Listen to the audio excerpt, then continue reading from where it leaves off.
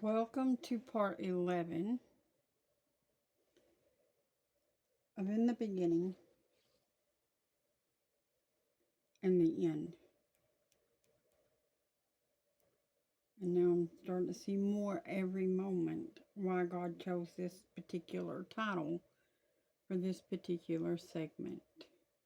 And this is February the 7th, 2025 by man's calendar. And I just got done going over watching a live feed and interacting on there because in the live chat of Donald Trump talking about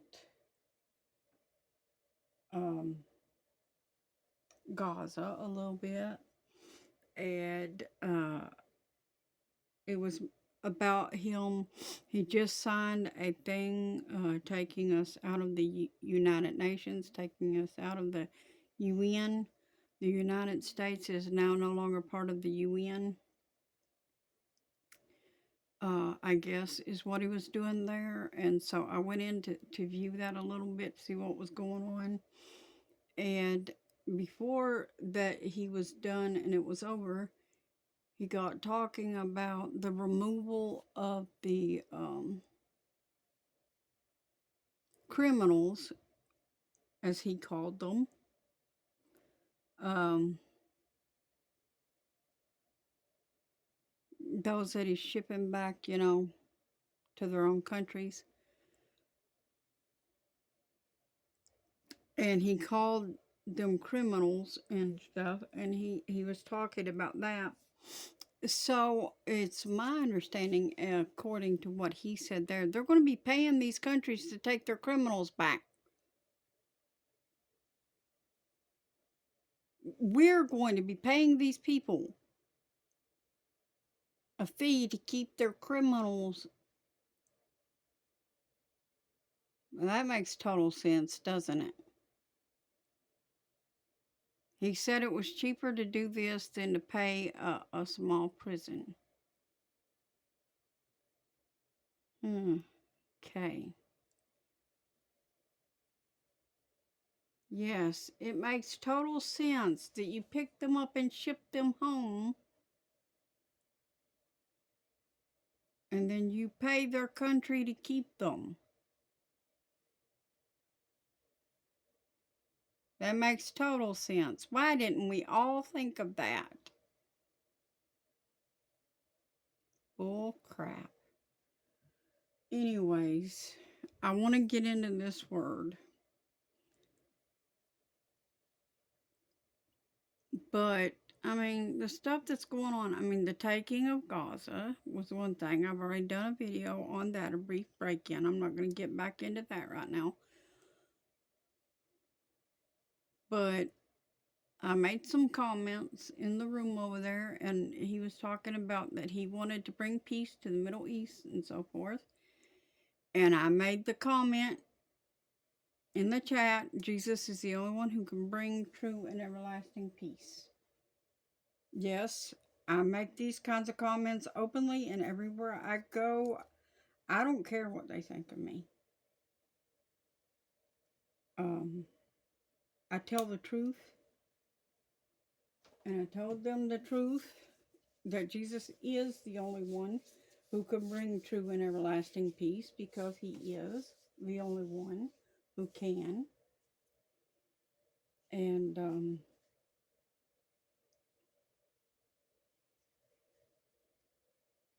this is just, it's a lot. And I'm going to try to do a couple of videos, but there is church tonight.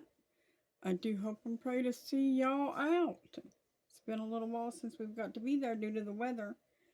So thank God tonight we're going to get to be there again. I've been missing everybody. Hope everyone is well. Hope everyone is out. We are getting closer and closer to the end of the road. And we're not supposed to be failing to assemble ourselves together in like manner as some have. But some of y'all been doing this. You've been bowing out, taking off, going, doing your own things. We shall see.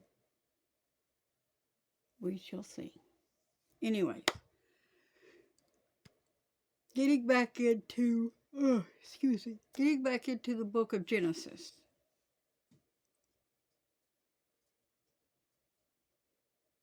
Chapter 8. And we were talking about Noah and the flood in the last video. And now we're going to go on and we're going to talk some more about Noah. And this is about remembering and realizing how things were in the days of Noah, so that we can truly understand how things are supposed to be when the Son of Man returns. And God remembered Noah and every living thing and all the cattle that was with him in the ark. Not dinosaurs, cattle. And God made a wind to pass over the earth, and the waters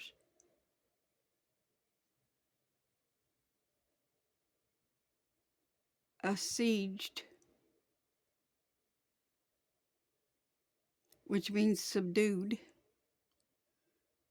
The fountains also of the deep and the windows of heaven were stopped, and the rain from heaven was restrained.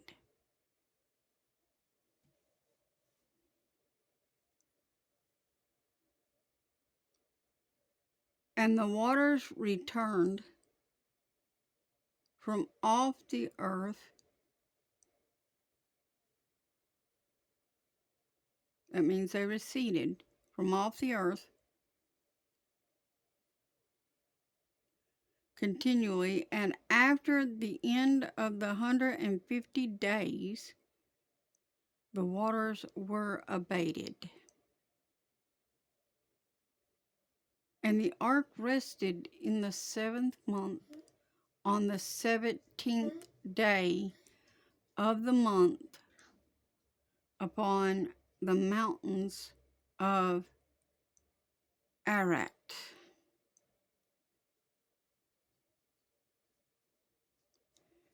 And the waters decreased continually until the 10th month. In the 10th month, on the first day of the month, were the tops of the mountains seen.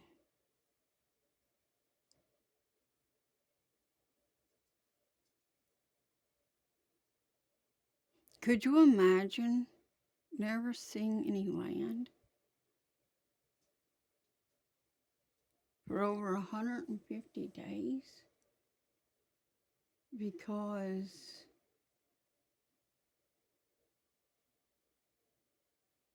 the earth is being destroyed and all that is on it? Could you imagine being Noah and seeing this and not knowing what your tomorrow would hold except for more water? Well, you'd get tired of seeing that water after a bit, wouldn't you?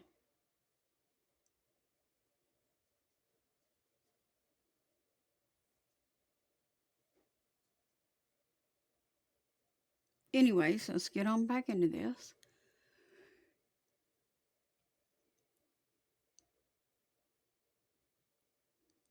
And it came to pass at the end of 40 days that Noah opened the window of the ark which he had made. And he sent forth a raven, which went forth to and fro until the waters were dried up from off the earth. What did he send? He sent forth a raven.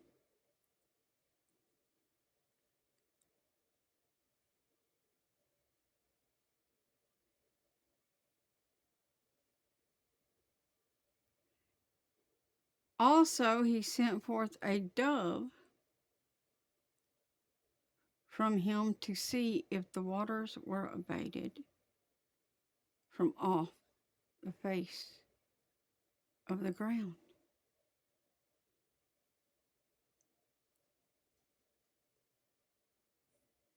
But the dove found no rest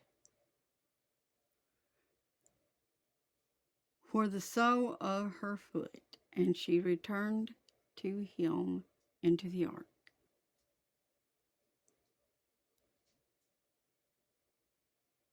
For the waters were on the face of the whole earth. Then he put forth his hand. Now, listen what it said there. The waters were on the face of the whole earth. The whole earth, that means all of it. That includes where the U.S. is, people. We're not excluded from that. It was destroyed then too. Everything, everywhere was destroyed.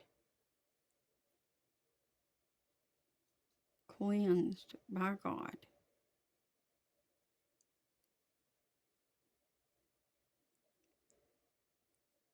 But the dove found no rest for the sole of her foot, and she returned to him into the ark, for the waters were upon the face of the whole earth. Then he put forth his hand, and took her, and pulled her in to him into the ark. And he stayed yet another 7 days. Again he sent forth the dove out of the ark, and the dove came into him in the evening, and lo, in her mouth was an olive leaf plucked off. So Noah knew that the waters were abated from off the earth. And he stayed yet another 7 days, and sent forth the dove, which returned not again to him any more. And it came to pass in the 601st year, in the first month, the first day of the month, the waters were dried up.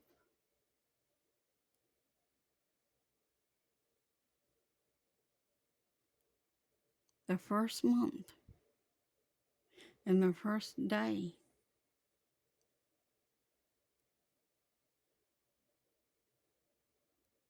the waters were dried up from off the earth. And Noah removed the covering of the ark,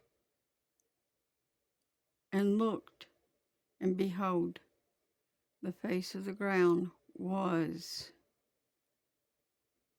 dry. And in the second month, on the 7th and 20th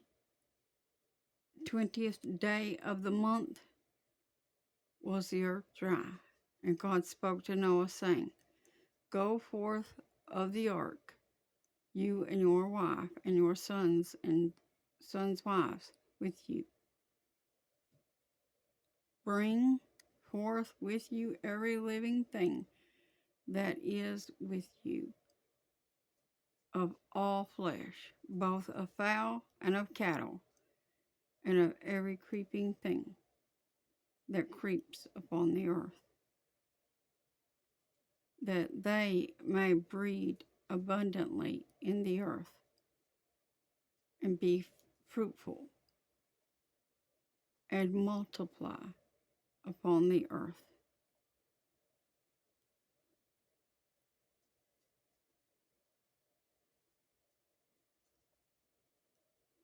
I'll see you in the next part, and we're going to continue this.